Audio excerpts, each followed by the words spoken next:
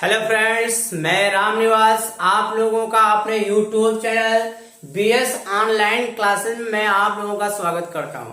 Friends, आज का मेरा टॉपिक है केस, जो इंग्लिश में बहुत महत्वपूर्ण है। इसके जो nominative case, objective case, possessive case, इसके जो केस है यह इंग्लिश के हर सेंटेंस में जरूर यूज होता है। तो बच्चों को बहुत अधिक कंफ्यूजन होता है इसमें, मैं उस कंफ्यूजन को आज दूर कर दूंगा।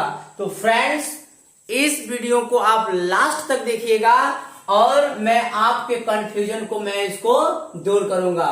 तो फ्रेंड्स, आज का मेरा ये जो टॉपिक है केस, वो बहुत ही महत्वपूर्ण और इम्पोर्टेंट होने वाला है आपके लिए। और इसमें हम देखते हैं तो एक केस है, केस जो 3 केस में यूज होते हैं, हिंदी में इसको कारक कहेंगे। नॉमिनेटिव केस, नॉमिनेटिव केस को फ्रेंड्स सब्जेक्टिव केस भी कहते हैं। नॉमिनेटिव केस को सब्जेक्टिव केस भी कहते हैं। नॉमिनेटिव केस जैसे आई और वी, और इसी का ऑब्जेक्टिव केस क्या होगा, मी और अस। अब पॉजेसिव केस 2 प्रकार के होते हैं। एक क्या है, पॉजेसिव एडजेक्टिव, और दूसरा क्या है, पॉजेसिव प्रोनाउन। ये 2 प्रकार के होते हैं। जैसे सब्जेक्ट है आई, मी, ऑब्जेक्ट है पॉजेसिव एडजेक्टिव माई, और पॉजेसिव एडजेक्टिव क्या हो जाएगा, माइन। उसी तरह से वी, अस, आवर, आवर्स। और ये है जो हमारा फर्स्ट पर्सन का जो सब्जेक्ट है, ये फर्स्ट पर्सन का जो सब्जेक्ट है आई और वी। ये आई और वी फ्रेंड्स किसके लिए यूज होता है, यह हमेशा स्पीकर बनते हैं। ये हमेशा स्पीकर बनते हैं। जो भी बोलता है, जो भी कन्वर्सेशन करता है, जो भी बातें करता है, यही फर्स्ट पर्सन का सब्जेक्ट आई और वी करते हैं। इसके बाद सेकेंड पर्सन का ये जो सब्जेक्ट है, जो यू ऑब्जेक्टिव केस भी यू है, पॉजेसिव एडजेक्टिव पॉजेसिव प्रोनाउन। ये जो सेकेंड पर्सन का यू है, यह सेकेंड पर्सन का यू वह सब्जेक्ट होता है जो हमेशा फर्स्ट पर्सन के बातों को सुनता है।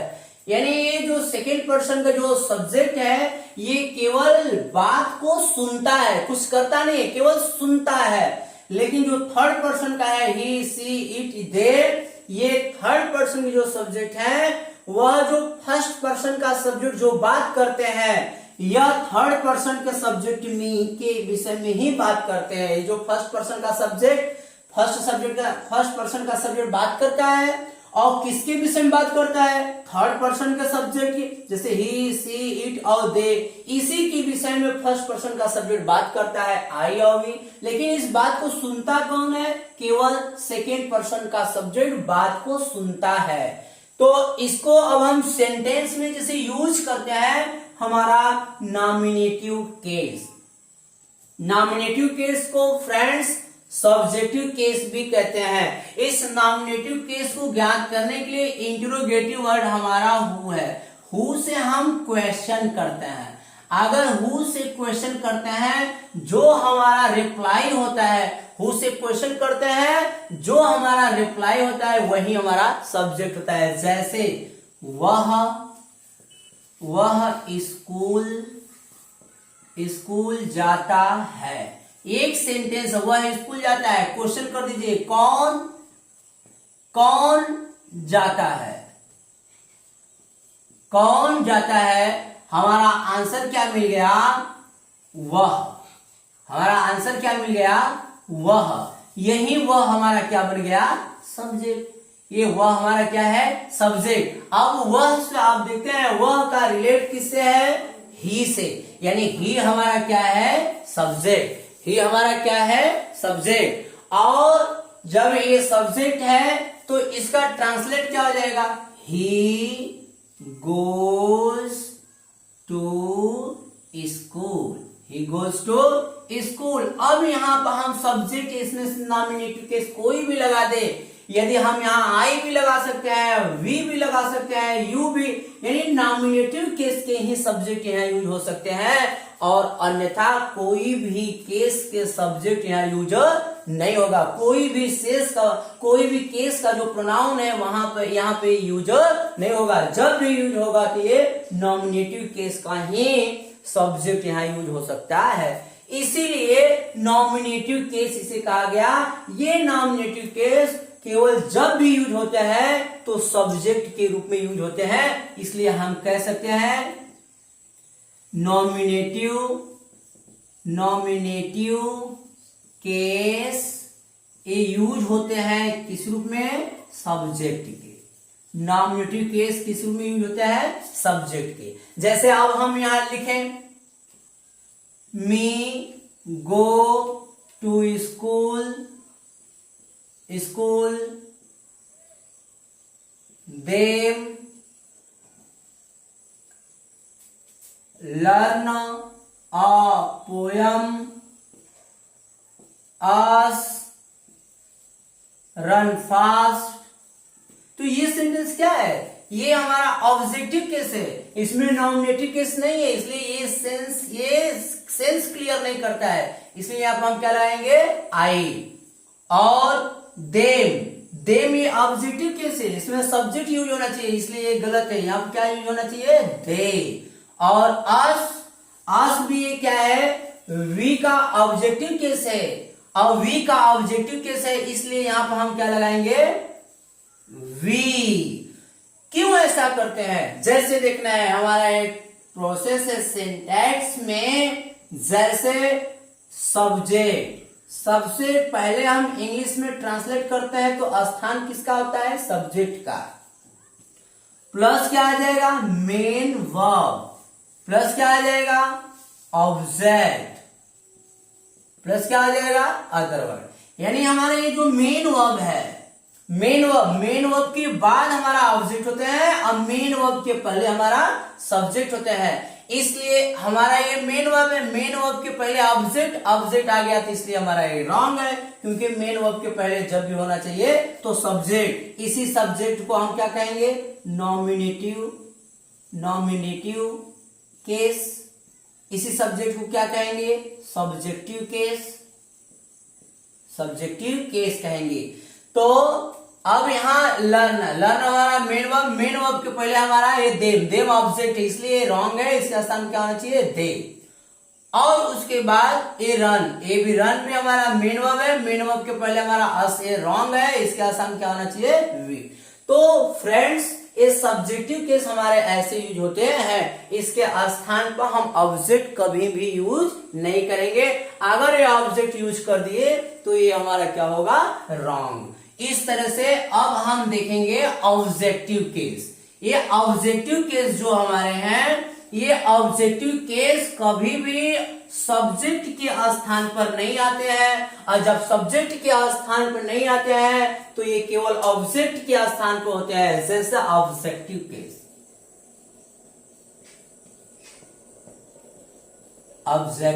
केस, ये ऑब्जेक्टिव केस ज्ञात करने के लिए हम क्वेश्चन करते हैं, किससे, व्हाट और हुम से। व्हाट और हुम से हम ऑब्जेक्ट ज्ञात करने के लिए क्वेश्चन करते हैं। जैसे मैं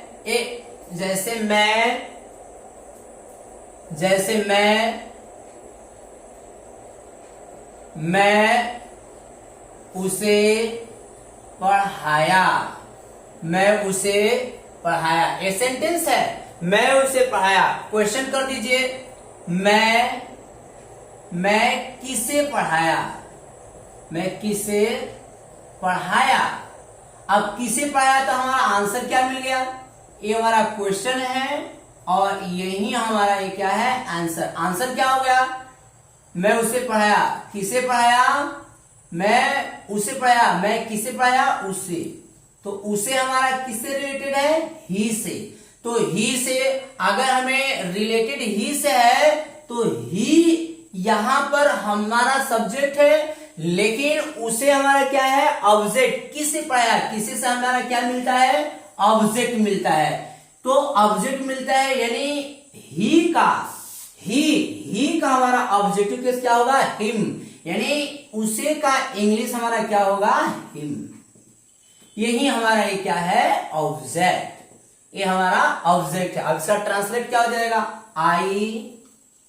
I taught him, I taught him. अगर हम लिख दें आई टॉट ही, तो ये सेंटेंस क्या है? रॉन्ग है। क्यों? क्योंकि हमारा मेन वर्ब के पहले सब्जेक्ट आता है और मेन वर्ब के बाद हमारा क्या आता है? ऑब्जेक्ट। तो हमारा ये मेन वर्ब के पहले हमारा क्या है? ये सब्जेक्ट। लेकिन मेन वर्ब के बाद हमारा क्या है? ऑब्जेक्ट। मेन वर्ब के बाद हमारा जब भी आना चाहिए ऑब्जेक्ट, इसलिए ही यहां नहीं होगा। इसके स्थान पर हम क्या लिखेंगे? हिम। इसके स्थान में हमारा क्या हो जाएगा? हिम। तो फ्रेंड्स यहां पर हमारा ही सब्जेक्ट यूज नहीं होगा। अब एग्जांपल में यू कॉल दे या देम। अब यहां क्या होगा? अब यहां देखेंगे हमारा ये क्या है? मेन वर्ब के पहले हमारा क्या है? सब्जेक्ट। तो मेन वर्ब के पहले सब्जेक्ट, तो मेन वर्ब के बाद हमारा क्या आना चाहिए? ऑब्जेक्ट। ये क्या है? हमारा सब्जेक्ट। ये सब्जेक्ट है तो ये गलत हो गया, तो गलत है तो हमारा एक करेक्ट हमारा क्या होगा? देम, क्योंकि देम हमारा क्या है? ऑब्जेक्ट। इस तरह से हम कह सकते हैं कि हमारा जो ऑब्जेक्ट का प्लेस है वो हमेशा मेन वर्ब के बाद है। तो फ्रेंड्स इस तरह से हम ऑब्जेक्ट को ज्ञात करते हैं। अब मैं एक सेंटेंस लिखूंगा, उसमें आप क्लियर करेंगे कि कौन सा ये सब्जेक्ट हो गया और कौन सा ऑब्जेक्ट हो गया। जैसे मुझे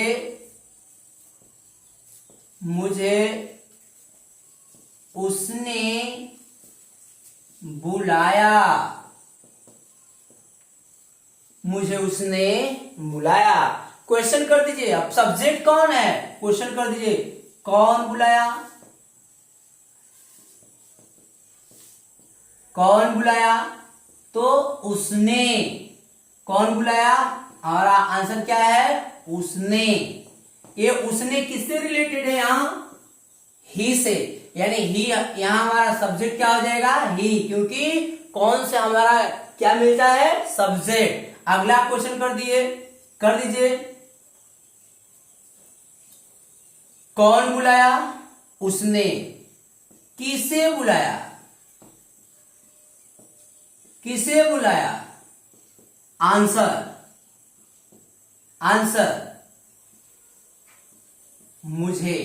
तो ये मुझे, ये किससे रिलेटेड है? मुझे आई का, यानी आई से मी भी होता है, आई से मुझे भी होता है, आई से मैं भी होता है, आई से मेरे भी होता है। तो ये मुझे किससे रिलेटेड है? आई। लेकिन आई हमारा क्या है? सब्जेक्ट। आई हमारा सब्जेक्ट है, लेकिन किसे से हमें क्या मिलता है? ऑब्जेक्ट। तो ऑब्जेक्ट का प्लेस कहां होगा? मेन वर्ब के बाद। जब मेन वर्ब के बाद ऑब्जेक्ट का प्लेस होता है तो ये आई है, आई का ऑब्जेक्टिव केस क्या होगा? मी, यानी इसके स्थान पर ये मी है। मी का इंग्लिश यहां पर क्या होगा?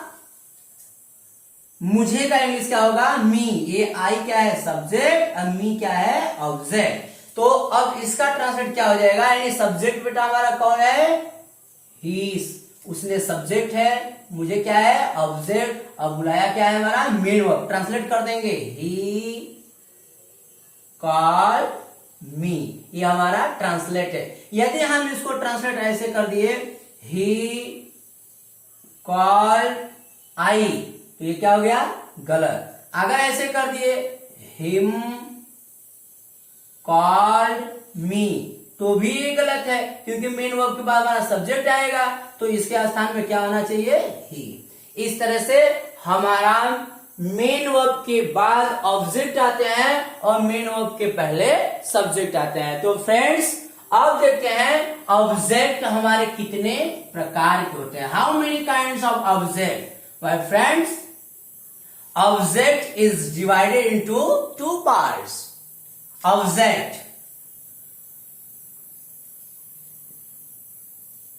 Object is divided into two parts. Object is divided into two parts. First direct object और second indirect object. Direct object को क्या कहेंगे? सजीव, सजीव कर्म. डायरेक्ट ऑब्जेक्ट क्या कहेंगे? सजीव कर्म. और हमारा indirect object, sorry, direct object को हम डायरेक्ट ऑब्जेक्ट को कहेंगे निर्जीव कर्म, निर्जीव कर्म. और इनडायरेक्ट ऑब्जेक्ट को हम क्या कहेंगे? सजीव कर्म. ये हमारे दो ऑब्जेक्ट होते हैं. ये दोनों ऑब्जेक्ट कैसे ज्ञात होते हैं? जैसे में यदि हम देखें तो हमारा ये ऑब्जेक्ट है, ऑब्जेक्ट है. ऑब्जेक्ट दो प्रकार के हो गए, एक डायरेक्ट हो गया, एक डायरेक्ट ऑब्जेक्ट, और दूसरा हमारा क्या हो जाएगा? Indirect object. इनडायरेक्ट ऑब्जेक्ट, ये दो ऑब्जेक्ट है. इनडायरेक्ट ऑब्जेक्ट को हम किसे ज्ञात करेंगे? हुम से. हुम मीन किसे या किसको. और डायरेक्ट ऑब्जेक्ट को हम किसे ज्ञात करेंगे? व्हाट से, जिसका मीन्स क्या होगा? क्या. ये है डायरेक्ट ऑब्जेक्ट. यानी इनडायरेक्ट ऑब्जेक्ट को हुम से और डायरेक्ट ऑब्जेक्ट को हम व्हाट से ज्ञात करते हैं. जैसे एग्जांपल के थ्रू अब मैं आपको बताना चाहूंगा कि ये ऑब्जेक्ट कैसे यूज होते हैं. राधा मुझे एक कलम दी. राधा मुझे एक कलम दी. तो सब्जेक्ट कौन कलम दी? राधा. तो सब्जेक्ट हो गई. अब राधा किसे कलम दी? राधा किसे या किसको से? राधा किसे कलम दी? तो हमारा ये क्या है? ऑब्जेक्ट. ऑब्जेक्ट, या तो इसको हम कर सकते हैं इनडायरेक्ट. इनडायरेक्ट ऑब्जेक्ट हो गया. इनडायरेक्ट ऑब्जेक्ट क्या होगा? मुझे. और मुझे का इंग्लिश क्या हो जाएगा? मी. और राधा किसे कलम दी? मुझे राधा एक कलम दी. राधा मुझे एक कलम दी. तो किसे दी? मुझे. ऑब्जेक्ट हो गया इनडायरेक्ट ऑब्जेक्ट. राधा मुझे क्या दी? राधा मुझे क्या दी? तो ये क्या हमारा क्या है? ये हमारा क्या है? डायरेक्ट ऑब्जेक्ट हो गया. डायरेक्ट ऑब्जेक्ट हो गया. ये डायरेक्ट ऑब्जेक्ट है. और ये डायरेक्ट ऑब्जेक्ट निर्जीव कर्म. और ये क्या है? हमारा इनडायरेक्ट ऑब्जेक्ट. अब हम इसे ट्रांसलेट कर सकते हैं. तो क्या कहेंगे? Radha gave me a pen. ये हमारा सेंटेंस है. लेकिन इसको हम ऐसे भी लिख सकते हैं. Radha gave a pen to या for me. इस प्रकार से हम टू या फॉर लगाएंगे, तभी हम यहां पर इनडायरेक्ट ऑब्जेक्ट को लिखेंगे. इस तरह से इसका जो सीक्वेंस है, हम सीक्वेंस कैसे लिखेंगे? पहले हमारा आएगा इनडायरेक्ट. इनडायरेक्ट ऑब्जेक्ट आ जाएगा. Indirect object plus direct object. Indirect object plus indirect object plus direct object. अब या तो हम इसको पहले लिख दें direct object plus indirect object plus two या four plus indirect object. Indirect object इसको हम ऐसे ही लिख सकते हैं. इस प्रक्रिया के द्वारा हम ऑब्जेक्ट का यूज करेंगे। ये ऑब्जेक्ट है, आप अगर हम ऑब्जेक्ट के स्थान पे इसमें से कोई भी ऑब्जेक्ट आएगा तो हम ऑब्जेक्ट के स्थान पे यूज करेंगे। जैसे बच्चों की एक कंफ्यूजन होती है, जैसे सोहन, सोहन टाट यू, सोहन टाट यू, यू टाट सोहन। अब बच्चे समझ नहीं पाते हैं कि ये यू ऑब्जेक्ट है या सब्जेक्ट है। तो फ्रेंड्स, मेन वर्ब के पहले यू आएगा तो वो सब्जेक्ट हो जाएगा, मेन वर्ब के बाद आएगा तो ऑब्जेक्ट हो जाएगा। तो हमारा ये क्या है, मेन वर्ब। मेन वर्ब के पहले आया है यानी यहाँ ही क्या है, सब्जेक्ट है। मेन वर्ब के बाद यू आया, इसका मतलब ये हमारा यू क्या है, ऑब्जेक्ट है। अब ये मेन वर्ब के पहले आ गया यू यानी ये हमारा सब्जेक्ट है। अब मेन वर्ब के बाद यहाँ सोन आया यानी ये हमारा क्या है, ऑब्जेक्ट। तो फ्रेंड्स, इस तरह से हम ऑब्जेक्ट का यूज करते हैं। कोई भी इसमें से ऑब्जेक्ट आएगा तो उसे मेन वर्ब के बाद ही लिखा जाएगा। तो फ्रेंड्स, अगला हमारा है पॉजेसिव एडजेक्टिव। अब हम लोग पॉजेसिव एडजेक्टिव को पढ़ेंगे। ये पॉजेसिव एडजेक्टिव कैसे यूज होगा, मैं आप लोगों को पॉजेसिव एडजेक्टिव बताऊंगा। जैसे पॉजेसिव एडजेक्टिव क्या है, पॉजेसिव एडजेक्टिव, पॉजेसिव एडजेक्टिव, ये पॉजेसिव एडजेक्टिव है। ये पॉजेसिव एडजेक्टिव के बाद जब भी आएगा तो हमारा क्या जुड़ जाएगा, नाउन। यानी पॉजेसिव एडजेक्टिव आएगा उसके बाद हमारा क्या जुड़ेगा, नाउन जुड़ेगा। जैसे हमारा पॉजेसिव एडजेक्टिव क्या होगा, माई है, अवर है, योर है, यानी इन सब के बाद जब भी आएगा तो हमें यहाँ क्या जोड़ना है, सभी में नाउन जोड़ना है। सभी में हमारा क्या जोड़ना है, नाउन जोड़ना है। सब में नाउन जुड़ जाएगा, बिना नाउन के ये सब यूज नहीं होते हैं। तो सभी में हमारे ये नाउन जुड़ेंगे। तो पॉजेसिव एडजेक्टिव जहां भी आएगा वहां पर हम उसके बाद हमारा नाउन का यूज होता है। जैसे my pen is costly, my pen is costly. तो ये हमारा एक पेन क्या है, नाउन। नाउन के पहले क्या हो गया, माई। ये माई क्या है, हमारा पॉजेसिव एडजेक्टिव। अगर इसको हम ऐसे कर दें, my is costly pen, my is costly pen, तो माई के बाद नाउन नहीं है, इसलिए सेंटेंस क्या हो जाएगा, रॉन्ग हो जाएगा। तो फ्रेंड्स, पॉजेसिव एडजेक्टिव के जब भी बाद आएगा तो हमेशा नाउन का यूज होता है। और जैसे योर इज पेन, तो यह योर है, your is pen, your is pen cheap. तो फ्रेंड्स, ये सेंटेंस क्या है, रॉन्ग है। करेक्ट सेंटेंस क्या हो जाएगा, योर पेन इज चीप। तो नाउन है, ए नाउन, नाउन के पहले हमारा क्या आ गया, पॉजेसिव एडजेक्टिव।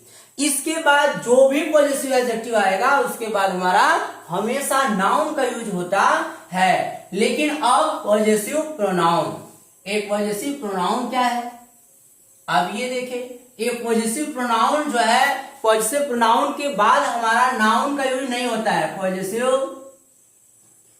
पॉजेसिव प्रोनाउन अब प्लस नॉट नाउन, ये पॉजेसिव प्रोनाउन है। अब पॉजेसिव प्रोनाउन के बाद हमारा नाउन का यूज नहीं होता है। A possessive pronoun plus not noun, उसके बाद हमारा नाउन का यूज नहीं होता है। जैसे यदि हम लिखें example, this pen is my, this pen is my, और दिस पेन इज माइन। तो इसमें से कौन सा सेंटेंस हो जाएगा, रॉन्ग। तो ये सेंटेंस क्या होगा हमारा, रॉन्ग, क्योंकि माई ये हमारा पॉजेसिव एडजेक्टिव है। पॉजेसिव एडजेक्टिव के बाद हमारा नाउन आता है, इसके बाद हमारा नाउन आएगा। लेकिन ये पॉजेसिव प्रोनाउन है, पॉजेसिव प्रोनाउन के बाद हमारा नाउन का यूज नहीं होता है। ये सेंटेंस क्या है, सही है। और इसी तरह से अगला सेंटेंस देखें, your pen is mine, your pen is mine, correct है। Your chair is theirs. अब यहां देयर्स वैसे प्रोनाउन है, अगर हम इसको ऐसे लिख दें जैसे योर चेयर इज देयर, तो सेंटेंस क्या हो जाएगा, रॉन्ग हो जाएगा। तो फ्रेंड्स इस प्रकार से हमारा ये सब सेंटेंस है जिसको हम पॉजेसिव एडजेक्टिव पॉजेसिव प्रोनाउन में लिखते हैं। अब मैं कुछ सेंटेंस लिखूंगा, आप करेक्ट करेंगे। जैसे this is your school, that is mine pen, that is my pen, this school is